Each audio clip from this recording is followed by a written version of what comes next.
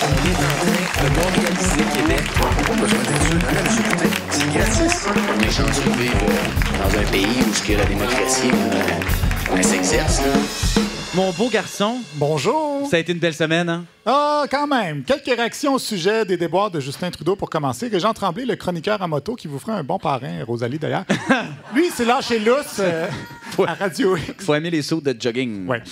C'est lâché lousse à Radio X en nous racontant les dessous de ces quelques rencontres avec Justin Trudeau dans des émissions de radio à Radio-Canada. Quand il était le chouchou à Radio-Canada. D'ailleurs, il est resté le chouchou de Radio-Canada. Pas mal. Tu sais, il était souvent dans des émissions de radio le matin. Honnêtement, je le trouvais con comme la lune, mais tu sais, on est poli quand on attend comme invité. Quand tu vas faire un show à Radio-Canada, à radio, ils sont là qui t'attendent avec le café et les beignes. Puis, fait que tu ramasses le café puis les beignes, puis chèque, puis bonsoir.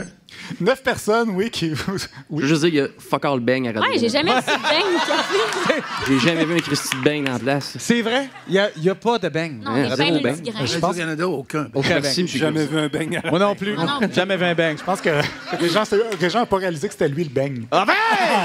Oh! Un ami de l'émission, un bon client de votre garage de voiture, M. Niquette. C'est vrai. Hey. Non, mais en fait, c'est pas comme ça qu'on reçoit les gens ici à la soirée. En tout cas, c'est plus une personne qui vous attend avec de la boisson. Et je n'empêche pas à certains de nos invités d'honneur, d'ailleurs, d'avoir la même stratégie que Régent. Il ramasse la boisson, le chèque et bonsoir. Donc, selon lui, Justin Trudeau est con comme la Pas lune. vous, Louis-José. OK.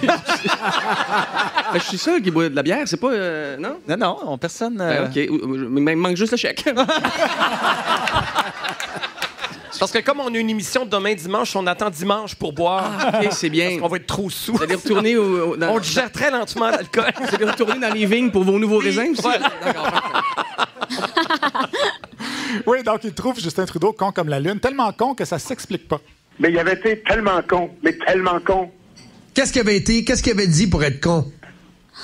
Il avait été con. Con. C'est dur à expliquer, hein? Quelqu'un qui est con. Une fine analyse quand même. Quand on est con, comme disait Brassens, mais Régent Tremblay doit commencer à réaliser que le temps ne fait rien à l'affaire.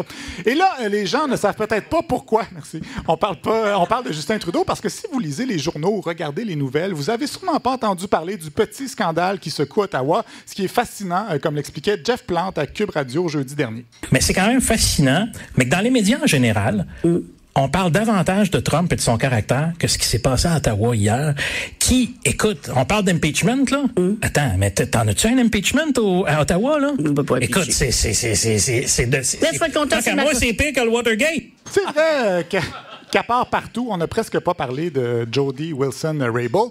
Jeff Plante, en passant, c'est un ancien candidat de l'ADQ qui a aussi animé longtemps à la radio, mais qui se retrouve sans micro pour une raison bien évidente. Jean-François Plante, c'est un analyste politique qui a fait beaucoup de radio aussi, hein? Ouais, quand même pas mal de radio. T'en fais plus?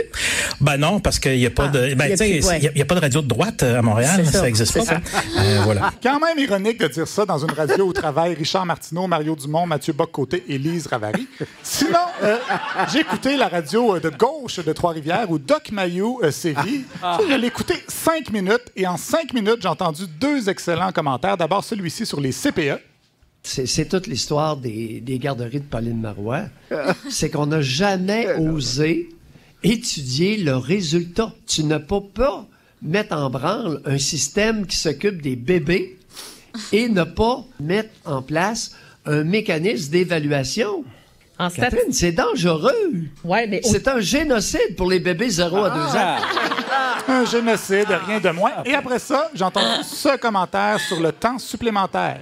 Alors, le temps supplémentaire obligatoire, c'est une atrocité. C'est de la tyrannie. C'est très près de l'esclavage. À ce point-là. On est à un pas de l'esclavage des Noirs. On n'est pas loin. Oh oui, je suis sérieux. Oui, il est sérieux. Tout ça en 5 minutes. Imaginez si je l'avais écouté pendant 1 heure. Et d'ailleurs, on pouvait lire dans le Journal de Montréal cette semaine que M. Doc, après 11 ans de bannissement, était prêt à se plier aux règles du Collège des médecins et à recommencer à traiter des adolescents qui souffrent de schizophrénie ou de troubles de la bipolarité avec psychose. Rappelons qu'il ne peut plus pratiquer la psychiatrie auprès de mineurs depuis 2008 parce qu'il a prescrit des doses massives d'antipsychotiques jugées non conformes à des enfants de 6 à 12 ans, posant un risque pour leur santé. santé. Et après ça, il accuse les garderies de mettre en péril notre jeunesse. Donc, le Doc Mayou qui recommence à pratiquer, je vous laisse choisir à quel fléau vous voulez comparer ça. Et pour rester dans les fléaux qui menacent nos enfants, on a beaucoup parlé de Michael Jackson cette semaine. Paraît-il. Oui, et notre ami José Boileau s'est même prononcé sur le sujet de bannir ou pas ses œuvres à l'émission Le 15-18. Je n'interdirais pas. Je prendrais une pause. Je pense que l'œuvre de Michael Jackson, malgré tout, elle est plus forte que l'homme. Elle est plus forte que ses travers. Elle a un côté humain aussi. Je pense à une chanson comme Ebony and Ivory sur le racisme. Ça existe aussi chez Michael Jackson. Bon, ce serait un bon raisonnement si Ebony et Ivory, c'est pas Michael c'était pas une chanson de Stevie Wonder en duo avec Paul McCartney. Ouais, c'est ça. Hein? La boulette. Faudrait être aveugle pour pas différencier les deux. Elle cherchait celle avec Paul McCartney. Là, vous avez perdu votre blague, répétez-la. Elle était drôle. Faudrait être aveugle pour pas différencier les deux. C'était plate de la perdre. Ah ouais. Bien joué. Citer ces deux-là. Hein. À Cube Radio, Steve E. Fortin, qui est blogueur au Journal de Montréal et qui est polémiste très actif sur les réseaux sociaux, nous a parlé, lui, des premiers mois de la CAQ. Les gens s'attendaient à ce que la CAQ gouverne différemment. Elle s'est fait élire sur l'anathème du changement. Mais cet anathème-là, il y a des limites, puis à chaque fois, c'est pareil. On arrive toujours devant la gouvernance, et puis là, les gens reculent. L'anathème du changement. Moi, j'aime ça quand les gens veulent avoir l'air intelligents en utilisant des mots recherchés, mais qui ont oublié de les rechercher, justement, dans le dictionnaire, parce que l'anathème, au sens figuré, c'est une condamnation publique, un blâme sévère, mais bon, je vais pas le blâmer pour ça. Donc, jeter l'anathème sur quelque chose, c'est le blâmer, comme Jérôme Landry de Énergie à Québec l'a fait cette semaine. Puis, tu sais, quand je vous dis que c'est une business, l'environnement, là, puis qu'il y a des gens qui ont intérêt à vous rentrer dans la tête avec des études ou avec des supposées preuves qu'il y a des changements climatiques, c'est pas fait sans intérêt, tout ça. Quand on vous remplit ça avec des articles, avec un discours qui est indiscutable, que tu peux pas remettre en question, c'est pas vrai qu'il n'y a pas du monde qui n'a pas un intérêt à ça. Toute l'industrie du végétarisme est en train de profiter de ça. Oui, follow the money, comme ils disent. Hein, les grosses légumes du végétarisme s'en mettent plein les poches pendant qu'on s'attaque indûment aux petits producteurs de pétrole. Soyez pas surpris, Jean-Philippe, si dans le prochain palmarès des personnes les plus riches de la planète, on trouve pas un magnat du pois chiche ou un oligarque du tofu. Plusieurs discussions, d'ailleurs, cette semaine dans les médias autour du véganisme. Le Devoir, entre autres, réaliser des entrevues avec les deux côtés des antispécistes et ceux qui trouvent débiles les antispécistes. Et Myriam Segal et Luc Lavoie du FM 93 ont reçu une prof d'université qui prône le véganisme pour qu'elle présente ses arguments. Et ils ont presque fait le tour du règne animal. Je vous ai fait un montage. Il faut traiter un chiot comme un nourrisson. Mettez-vous les serpents là-dedans? Les maudits maringouins, vous voulez pas les protéger, maringouins, quand même. Hein? Les moustiques. Mais vous trouveriez que moi, si je tuais la même gazelle que le lion, moi, je ferais une faute morale. Un veau, je regardais les vaches, là, à l'heure de la traite, ils étaient heureuses qu'on vienne les traire. Je regardais les poules, là, mes poules, là, quand j'allais ramasser l'œuf, ça les libérait, là.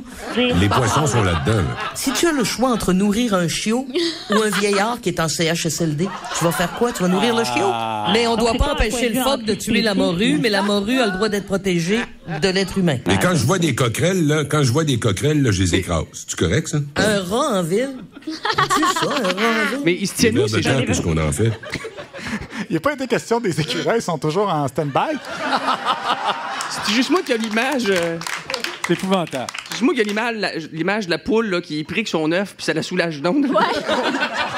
C'était en début de montage, on l'a oublié, mais je voulais le ramener.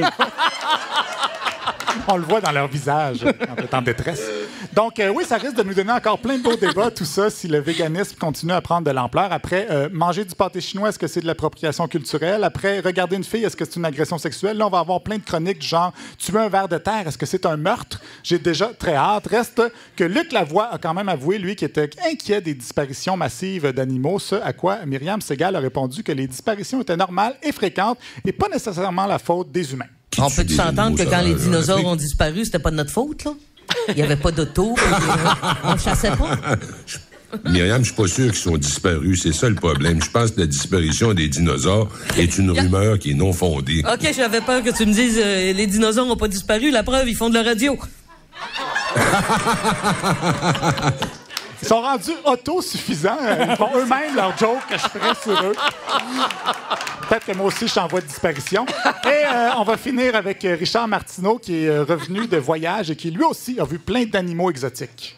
L'espèce animale que j'ai vue qui est le plus courant dans le Sud, au risque de passer pour sexiste, je suis désolé, mais la pétasse au cellulaire, il y en a énormément dans le Sud. Il y en avait beaucoup. Partout où on regardait, il y avait une petite pétasse au cellulaire qui faisait des duck face devant la plage, des duck face devant la piscine, qui était beaucoup trop maquillée pour aller se baigner. De toute façon, t'as pas besoin d'être maquillé tant que ça.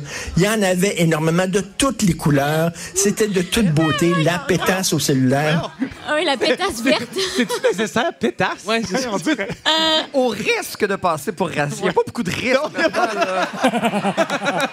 Ton niveau de risque est assez bas, je dirais. En tout cas, moi, en entendant ça, je me dis que peut-être que M. Martineau devrait retourner à ce qu'il fait de mieux pour fendre les religions qui respectent pas les femmes, Jean-Philippe. Je vous remercie, Olivier. Hey, il est bon, c'est le fun, ça. On termine là-dessus. On remercie Denis Bernard et Pierre Curzi qui nous quittent. Merci énormément de nous voir. C'était vraiment un grand plaisir.